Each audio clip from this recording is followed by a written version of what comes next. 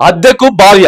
మన దేశం రోజు రోజుకు అభివృద్ధి పదంలో ముందుకు దూసుకెళ్తూ ఉంటే ప్రపంచ దేశాలతో సైతం మన దేశం పోటీ పడుతుంటే మన దేశంలోని కొన్ని ప్రాంతాల ప్రజలు మాత్రం వింత పద్ధతులను అనుసరిస్తూ అనాగరికం వైపు అడుగులు వేస్తున్నారు. డబ్బుల కోసం ఎంత నీచానికైనా దిగజారుతున్నారు. ముఖ్యంగా మహిళలపై చేస్తున్న ఆధిపత్యం జంతువుల కన్నా హీనంగా ఉంటుంది. ఇప్పుడు ఇలాంటి ఘటనే ఒకటి ఆందోళన కలిగిస్తోంది. సొంత భార్యలని పరాయి వాళ్లకు అద్దెకివ్వడం చేస్తున్న ఆ భర్తల బాగోతం ఏంటో చూడండి. సాధారణంగా మనం ఇల్లు, కార్లు, టెంట్ సామాన్లు అద్దెకివ్వడం చూస్తూ ఉంటాం. కానీ భార్యను అద్దెకివ్వడం చూసారా? అసలు ఎప్పుడైనా ఈ మాట విన్నారా? ఈ బాగోతం ఎక్కడో కాదండి, మన దేశంలోనే జరుగుతోంది. మధ్యప్రదేశ్లోని శివపురిలో భార్యలను పరాయి మగవాళ్లకు అద్దెకిస్తున్నారు.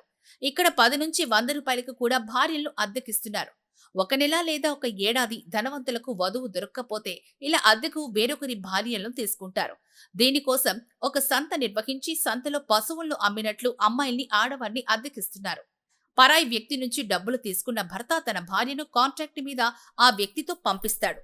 ఈ క్రమంలో భార్య అలాగే పరాయి వ్యక్తి 10 రూపాయల నుంచి 100 రూపాయల స్టాంప్ పేపర్ మీద ఈ ఒప్పందం కుదుర్చుకుంటున్నారు. ఆ స్టాంప్ పేపర్ ని అద్దెకిచ్చిన ఆవిడకు ఇవ్వటం వల్ల ఆమెను తిరిగి మళ్లీ యజమాని అంటే భర్త కొనుక్కునే అవకాశం ఉంటుంది.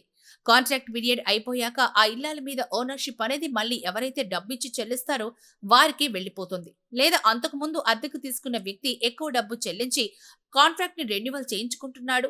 ఒప్పందంలో భాగంగా ఒక మహిళను అద్దెకు తీసుకున్నాక కాంట్రాక్ట్ పీరియడ్ తర్వాత కూడా ఆమెతో కొనసాగాలంటే అదనంగా కొంత డబ్బు చెల్లించాల్సి ఉంటుంది. పొలం కవులకు తీసుకున్న వ్యక్తులు కూడా కవులు పన్ను కట్టలేక భార్యలు అద్దెకిచ్చేవారు ఉన్నారు. పెళ్లైన అమ్మాయిలే కాదు, పెళ్లి కాని అమ్మాయిలు కూడా తల్లిదండ్రులు వేరొకరికి అద్దెకిస్తున్నారు.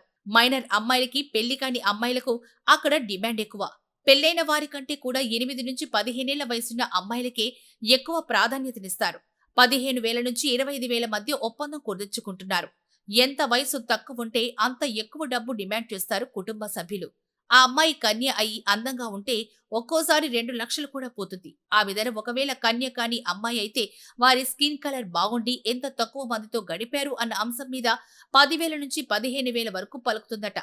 అక్కడ పేదరికం, చదువు లేకపోవడం, ధనవంతులకు వధువులు దొరక్కపోవడం వల్ల ఇలాంటి సమస్యలు వస్తున్నాయి. ఇంత జరుగుతున్నా పోలీసులు యాక్షన్ తీసుకోకపోవడం లేదు. ఎందుకంటే అక్కడ ఎవరు కూడా దీని మీద ఫిర్యాదు చేయలేదు. అక్కడ ఒక బిజినెస్ లాగా మారింది. మరి ఇప్పటికైనా ప్రభుత్వం దీని మీద చర్యలు తీసుకొని అక్కడ వారికి ఉపాధి అవకాశాలు, విద్య, ఆవశ్యకత వంటివి కల్పిస్తుందో లేదో వేచి చూడాలి.